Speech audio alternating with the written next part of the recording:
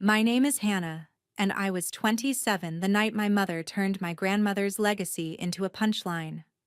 We were halfway through dinner when she set her fork down, leaned back like a queen making an announcement, and smirked at me across the table.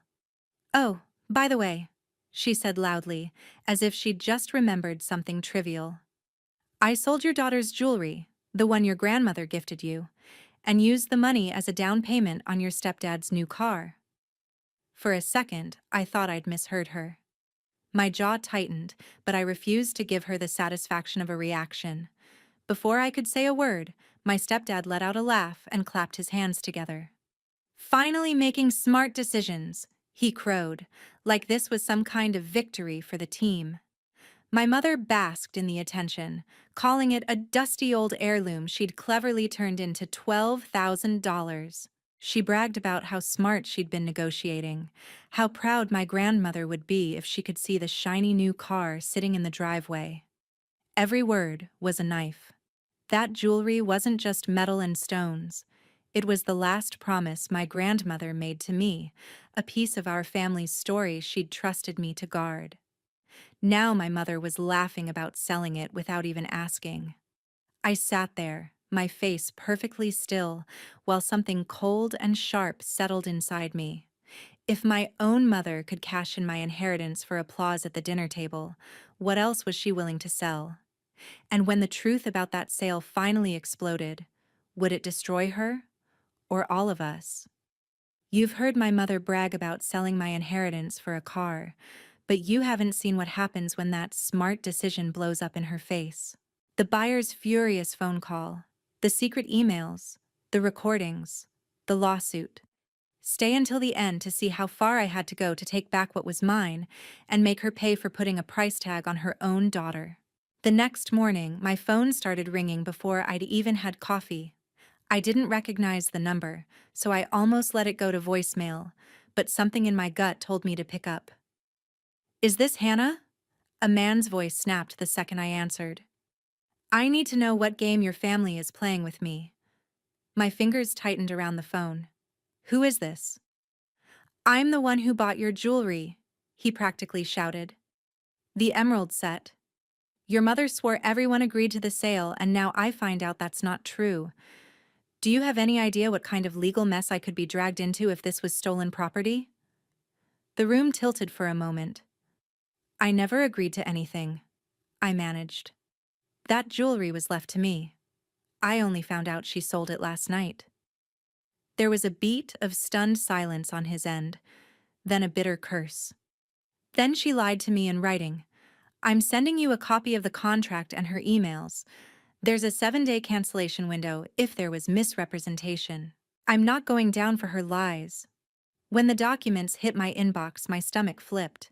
In the contract, under owner, my mother had checked sole owner and typed my name in a line that read, "My daughter, Hannah, has consented to this sale."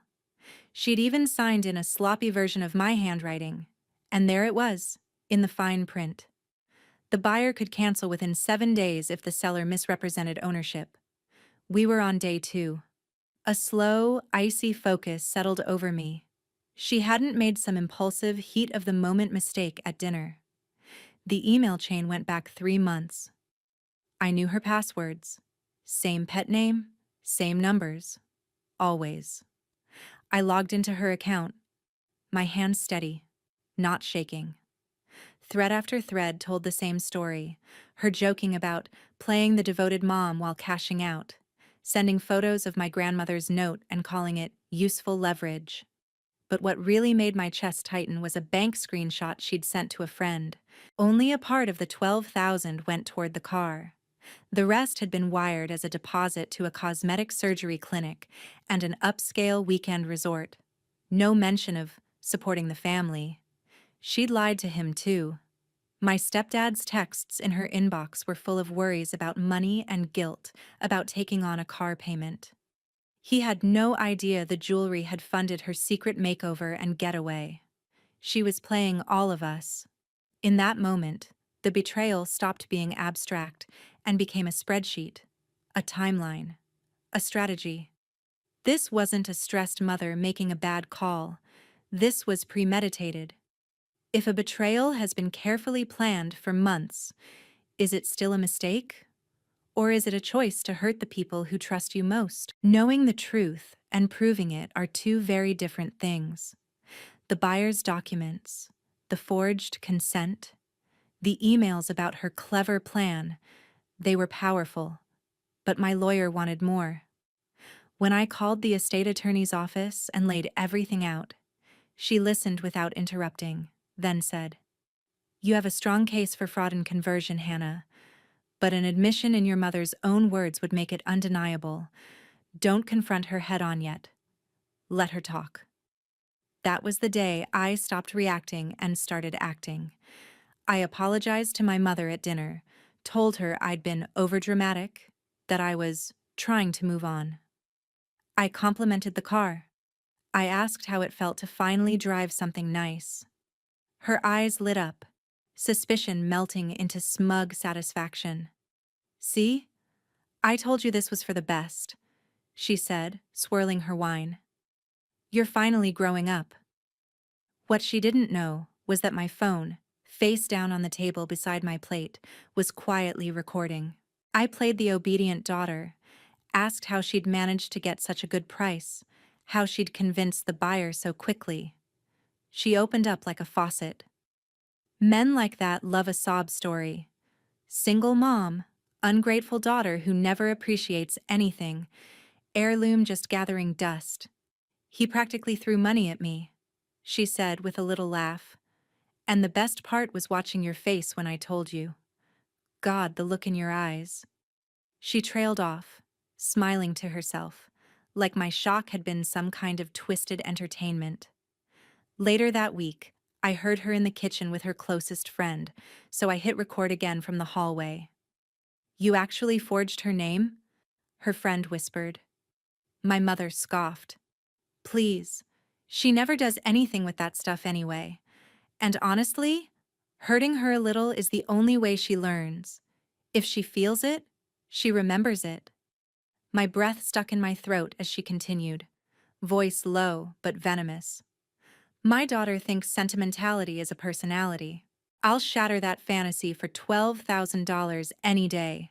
She can cry about legacy while I fix my face and take a weekend where nobody is complaining." Listening to that sentence felt worse than hearing about the sale itself. It wasn't desperation. It wasn't survival. It was enjoyment. I sent both recordings to my lawyer along with the emails and the contract.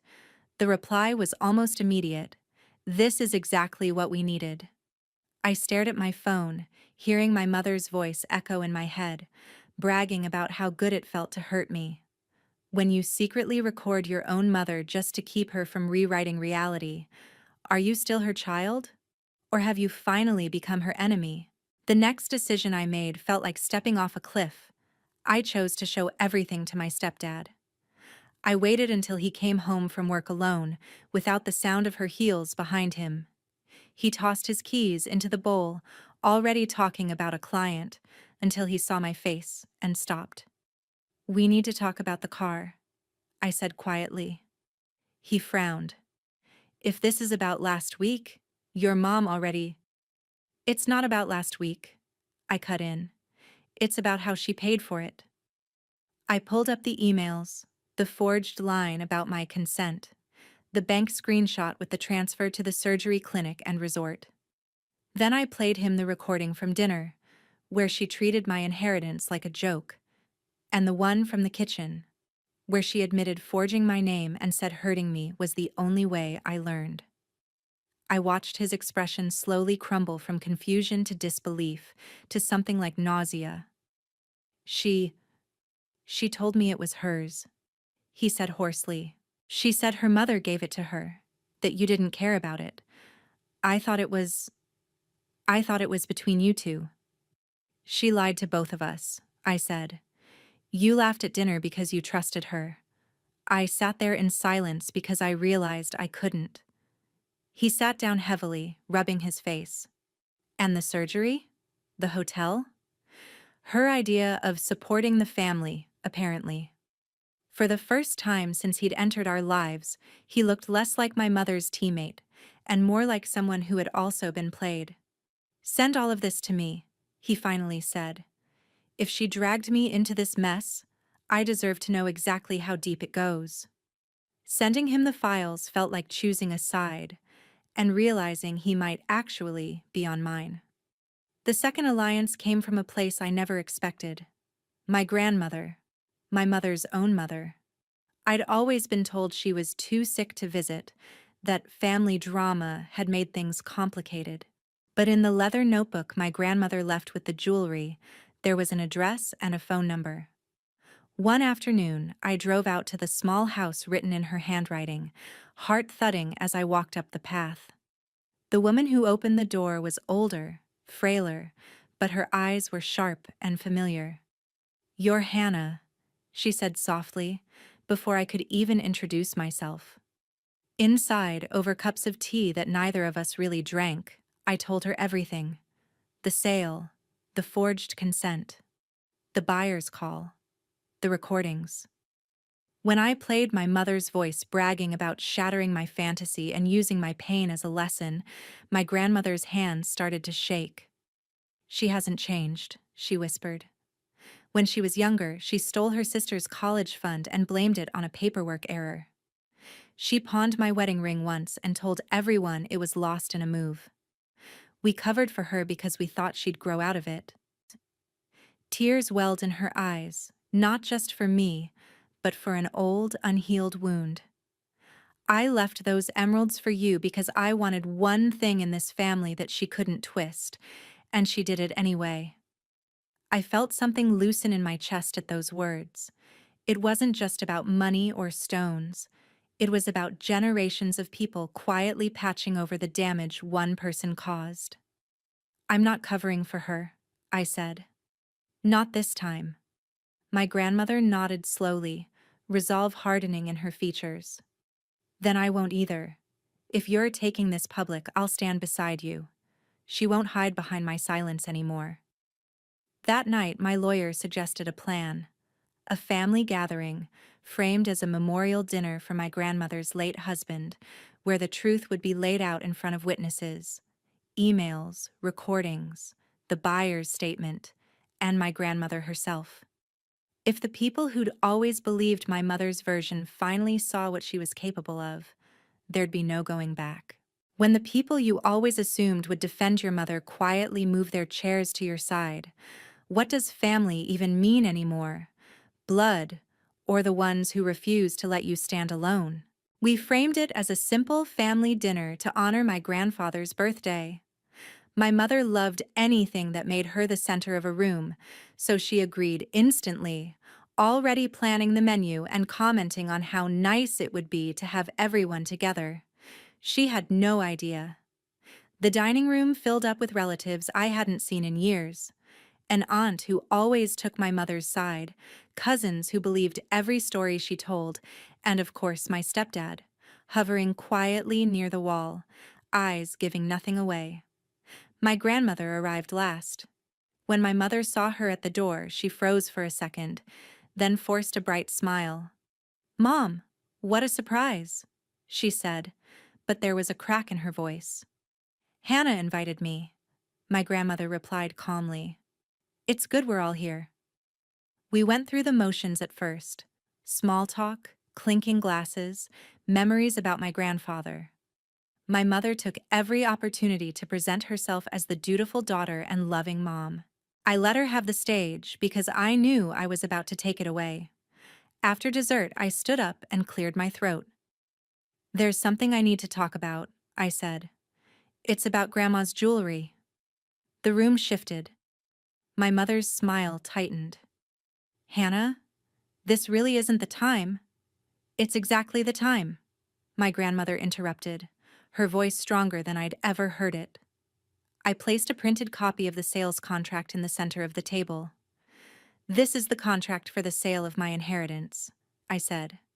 "The one that states my mother is the sole owner and that I consented to the sale."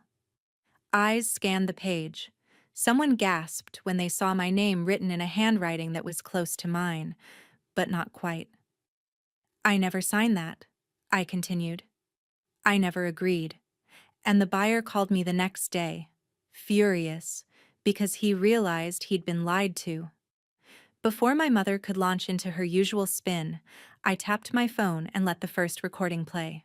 Her voice filled the room, bragging about turning a dusty heirloom into $12,000, mocking my reaction, talking about how clever she'd been. Then came the second recording, the one from the kitchen. The words hung like poison in the air. And honestly, hurting her a little is the only way she learns. I'll shatter that fantasy for $12,000 any day. My aunt's hand flew to her mouth. One cousin stopped recording on her phone, then started again, realizing what she was capturing. My mother's face went pale, then red, then something in between. "You recorded me?" she hissed. "You sneaky, ungrateful." "I recorded you so you couldn't call this a misunderstanding," I said. "So you couldn't pretend this was about helping the family." My grandmother reached into her bag and pulled out the leather notebook that had started all of this. "This is my handwriting," she said, flipping to the page where she had written that the emeralds were for me and me alone. "I left them to Hannah because I knew you would take anything you could get your hands on. I just didn't think you'd go this far." My mother stammered something about stress and bills, about being forced into a hard choice. That was when my stepdad spoke up, his voice steady but cold. "Forced?" he said. "You told me the jewelry was yours. You never mentioned forgery. You never mentioned surgery clinics or weekend resorts. You lied to me too." Every pair of eyes at the table shifted to her. The queen of the room suddenly had no supporters. On speakerphone, the buyer's voice cut in. He'd agreed to join the call at my lawyer's suggestion. He confirmed the misrepresentation, the forged consent, the 7-day cancellation window. "I'm not protecting her," he said flatly. "If this goes to court, I'll testify." My grandmother looked at my mother. Pain and fury mingled in her gaze. "From this day forward, you are no daughter of mine," she said quietly, but everyone heard it. "If you can sell your child's inheritance and laugh about the hurt you caused, you don't belong to this family." In that moment, my mother wasn't the victim of a misunderstanding or a misunderstood martyr. She was just a woman sitting alone at a table while everyone else slowly leaned away from her. Exposing your own mother in front of the entire family, when does it stop being justice and start looking like cruelty? After the gathering, there was no pretending things could be fixed with an apology and a few tears. My lawyer moved quickly.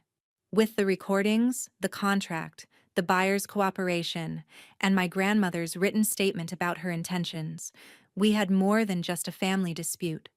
We had a clear case of fraud, forgery, and conversion. The first formal demand letter offered a way out. Return the jewelry, compensate me for the damage, and we'd avoid court. My mother refused. She called it blackmail, accused me of trying to ruin her life, and insisted the whole family would come to their senses. They didn't. When the lawsuit was filed, it wasn't just my name on the plaintiff line. The buyer joined in, suing to rescind the sale and recover his money if the jewelry couldn't be returned. The court days blurred together at times, but certain moments burned into my memory. Watching my mother read her own emails out loud, forced to admit she'd forged my consent. Hearing the judge question her about using the money for elective surgery and vacations after claiming urgent financial need. Seeing her attorney flinch when the recordings played, echoing off the courtroom walls instead of our kitchen. In the end, the decision was brutally clear. The judge voided the sale, ordered the jewelry returned to me as the rightful heir, and granted damages, 3 times the value of the original sale, based on the deliberate fraud and emotional harm. $36,000, plus costs. The car went first. The lender wasn't interested in sentimental explanations. Then the house went on the market. My mother had always tied her worth to appearances. Nice car in the driveway, carefully curated social media, perfect holiday photos. Watching those symbols crumble wasn't sweet or triumphant. It was complicated. But consequences didn't stop at the legal system. Someone at the family gathering had posted a short clip online, my mother's voice bragging about shattering her daughter's fantasy for $12,000. It spread faster than I expected. Neighbors recognized her. Coworkers did too. Her employer, an office that advertised itself as family-centered, called her in for a meeting. Shortly after, she lost her job. Bad for the company's image, they said. Jake filed for divorce within a month of the judgment. In the separation agreement, he kept what was legally his and refused to co-sign any more loans or fresh starts. In one brutal line, he told her, "You taught me that if you'll sell out your own daughter, you'll sell out anyone." My grandmother rewrote her will, leaving everything she had, modest but hers, to me and my cousins, with one explicit clause: Laura was excluded, permanently. Socially, my mother found herself on an island. Friends stopped returning her calls. The people who once laughed at her jokes now avoided eye contact in public. She had spent years controlling the narrative, painting herself as the underappreciated hero of every story. Now, people had heard her without a filter, and they believed what they heard. Through it all, I felt a twisted mix of vindication and grief. My lawyer congratulated me. The buyer thanked me for doing the right thing, even returned the jewelry with a quiet apology for ever being involved. On paper, I'd won. Legally, financially, publicly. But standing in my room, holding the emerald necklace in my hands, I couldn't ignore the knot in my chest. When the person who betrayed you loses everything, money, house, marriage, reputation, are you supposed to feel satisfied, or does real revenge always come with a little bit of collateral damage inside your own heart? Months passed before my mother finally reached out. The messages started small: missed calls, a couple of texts asking if we could talk like adults. I ignored them at first. Then one afternoon, a longer message came through. She wrote about how she was in a tiny apartment now, how people whispered when she walked into the grocery store, how everyone turned against her because of one mistake. At the end, she wrote, "You got what you wanted. Are you happy now?" The thing was, I wasn't happy. I wasn't miserable either. I was freer.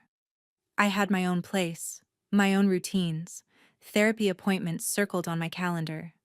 The jewelry sat in a small safe, not on display, not on my neck. I wasn't ready to wear it yet. It felt like a relic from a simpler version of my life that no longer existed. I agreed to meet her in a cafe across town, neutral territory where neither of us could pretend we were back to normal. When I walked in, I almost didn't recognize her. She looked smaller somehow, the confidence she wore like armor visibly cracked. She tried to smile. "Hannah," she said softly, "you look different." "So do you," I replied, sitting down. There was an awkward stretch of silence before she launched into it. "I've lost everything," she said, voice trembling just enough to draw sympathy from anyone listening.